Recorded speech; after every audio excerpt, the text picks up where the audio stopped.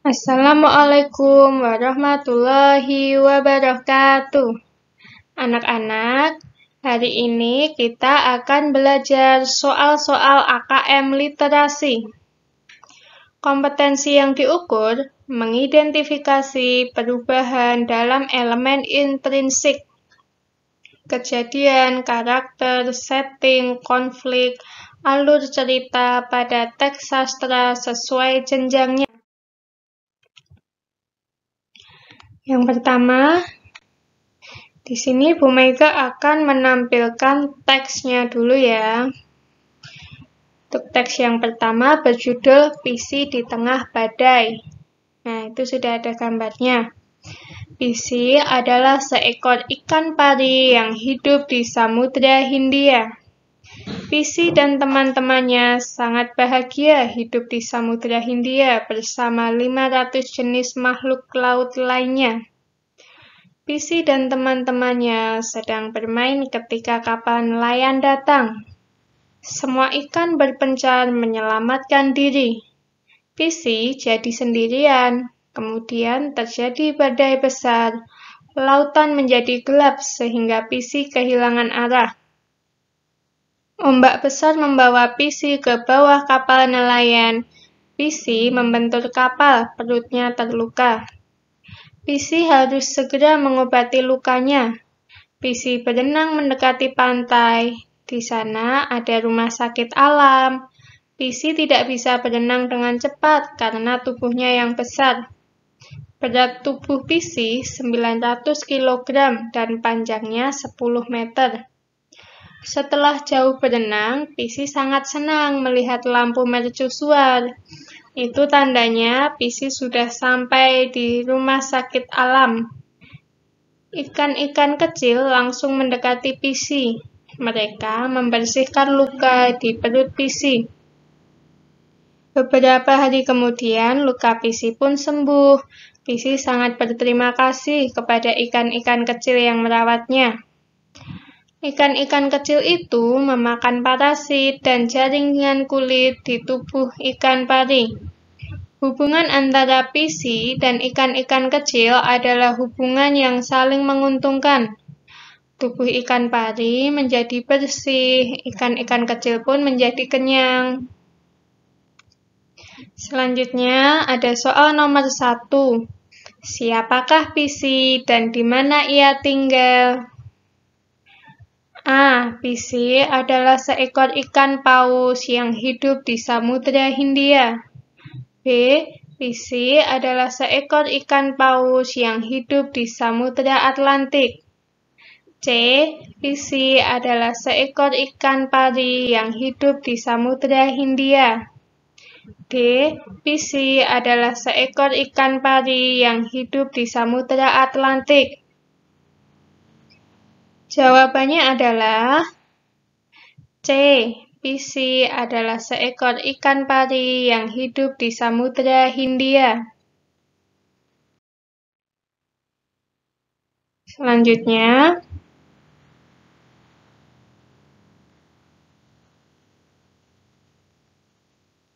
di sini ada teks harus bisa. Aldo masuk sekolah sepak bola Mitra Naga. Dia rajin berlatih karena ingin menjadi pemain penyerang. Aldo selalu bersemangat setiap latihan.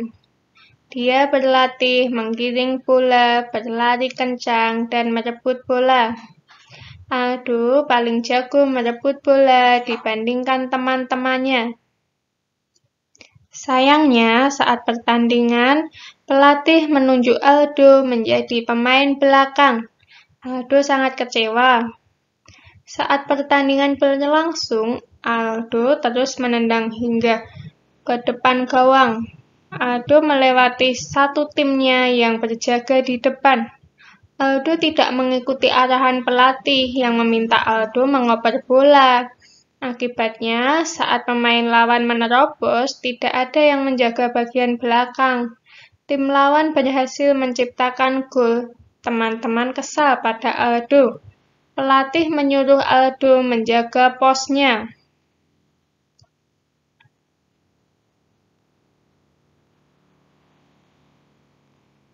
Babak kedua berlangsung. Aldo menjaga posnya di bagian belakang. Bola dioper dari satu pemain ke pemain lainnya, hingga mendarat di kaki Aldo. Teman satu tim Aldo yang berjaga di pos depan dihalangi tim lawan. Aldo ingin menggiring bola ke arah gawang lawan, tetapi dia pemain belakang. Pelatih kebingungan, dia lalu berteriak menyuruh Aldo untuk terus menggiring bola ke depan. Aldo terus berlari menggiring bola. Dia melewati tim lawan yang berusaha merebut bola. Aldo melakukan tendangan kencang hingga bola meluncur ke gawang lawan. Aldo menciptakan 1 gol, jadi pertandingan berakhir seri. Sekarang, Aldo mengerti, permainan sepak bola adalah permainan tim. Semua posisi penting, mereka harus bekerja sama untuk menciptakan gol. Nah, dari teks ini ada soal. Soal nomor 2 yaitu, apa yang membuat Aldo kecewa? A. Aldo tidak memiliki skill keterampilan sebagai penyerang. B.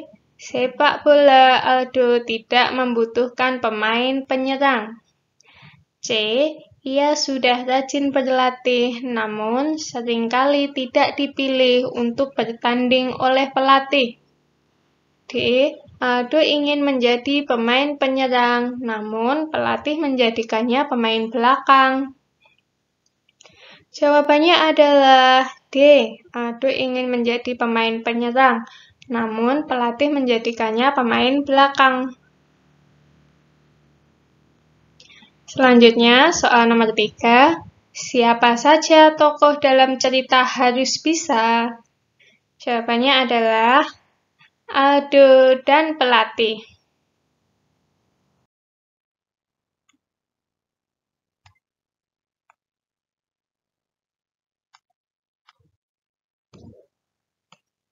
Selanjutnya, ini ada teks ya anak-anak. Di perkotaan, anak-anak dapat mudah bersekolah hingga jenjang pendidikan tinggi. Namun, tidak demikian bagi anak-anak yang berada di pedesaan. Simak 3 cuplikan berikut dari buku Laskar Pelangi karya Andrea Hirata. Untuk teks yang pertama, hari itu adalah hari yang agak penting. Hari pertama masuk SD, di ujung bangku-bangku panjang tadi ada sebuah pintu terbuka. Kosen pintu itu miring karena seluruh bangunan sekolah sudah doyong seolah akan roboh. Hirata 2008 halaman 1. Teks kedua, aku cemas karena beban perasaan ayahku menjalar ke sekujur tubuhku. Aku tahu beliau sedang gugup dan aku maklum bahwa tak mudah bagi seorang pria berusia 47 tahun, seorang buruh tambang yang beranak banyak dan bergaji kecil, untuk menyerahkan anak laki-lakinya ke sekolah. Lebih mudah menyerahkannya pada toge pasar pagi untuk jadi tukang parut atau juragan pantai untuk menjadi kuli kopra agar dapat membantu ekonomi keluarga. Hirata 2008 halaman 2. Teks ketiga, keluarga Lintang berasal dari Tanjung Kelumpang, desa Nanjauh di pinggir laut. Menuju ke sana harus melewati 4 kawasan pohon nipah, tempat berawa-rawa yang dianggap seram. Selain itu, di sana juga tak jarang buaya sebesar pangkal pohon sagu melintasi jalan. Kampung pesisir itu secara geografis dapat dikatakan sebagai wilayah paling timur di Sumatera. Daerah Nanjauh masuk ke pedalaman Pulau Belitung. Hirata 2008 halaman 11. Hirata Andrea 2008 Laskar Pelangi, Jakarta, Bentang Pustaka. Nah, di sini untuk soal nomor 4, dalam cerita, tokoh menggambarkan sekolah yang dimasukinya sebagai sekolah yang tidak layak. Pilihlah gambaran sekolah yang sesuai dengan teks. A. Jendela-jendela sekolah yang mulai rapuh karena rayap. B. Bangunan sekolah yang akan roboh. C. Lapangan sekolah yang berdebu. D. Bangku-bangku di sekolah yang sudah doyong. Jawabannya adalah B. Bangunan sekolah yang akan roboh. Selanjutnya, untuk soal nomor 5. Lintang berasal dari mana? Jawabannya adalah Tanjung Kalumpang. Selanjutnya, untuk soal nomor 6. Bagaimana cara menuju tempat tinggal Lintang? Jawabannya adalah harus melewati 4 kawasan pohon nipah, tempat berawa-rawa yang dianggap seram. Untuk soal nomor 7, bagaimana gambaran ayah tokoh aku? A. Pria berusia 47 tahun. B. Pria itu ingin menjadi juragan pantai. C. Pekerjaannya adalah buruh tambang. D. Dia tinggal di desa Tanjung Kelompang. Jawabannya adalah A. Pria berusia 47 tahun. Dan C. Pekerjaannya adalah buruh tambang. Untuk selanjutnya, soal nomor 8, di sini disediakan tabel ya. Kemudian ada 4 pernyataan. Dari 4 pernyataan tersebut, anak-anak memberikan tanda centang pada kolom benar atau salah pada setiap pernyataannya. Untuk yang pertama, ayah, tokoh aku, merasa senang karena anaknya masuk sekolah. Benar atau salah? Jawabannya adalah salah. Pernyataan yang kedua, Lintang tinggal di wilayah pesisir Pulau Belitung, Sulawesi. Jawabannya adalah benar. Pernyataan yang ketiga, aku tinggal sekampung dengan Lintang. Jawabannya adalah salah. Pernyataan terakhir, jalan menuju tempat Lintang melewati rute yang sulit dan cukup berbahaya. Jawabannya adalah benar. Lanjut. Nah, di sini ada teks. Simak cuplikan dari buku Laskar Pelangi yang ditulis oleh Andrea Hirata. Dapat dikatakan tak jarang Lintang mempertaruhkan nyawa demi menempuh pendidikan. Namun, tak sehari pun ia pernah bolos. 80 km pulang pergi ditempuhnya dengan sepeda setiap hari. Tak pernah mengeluh jika kegiatan sekolah berlangsung sampai sore. Ia akan tiba malam hari di rumahnya. Sering aku merasa ngeri membayangkan perjalanannya. Kesulitan itu belum termasuk jalan yang tergenang air, ban sepeda yang bocor, dan musim hujan berkepanjangan dengan petir yang menyambar-nyambar. Suatu hari, rantai sepedanya putus dan tak bisa disambung lagi karena sudah terlalu pendek, sebab terlalu sering putus. Tapi ia tak menyerah. Dituntunnya sepeda itu puluhan kilometer, dan sampai di sekolah kami sudah bersiap-siap akan pulang.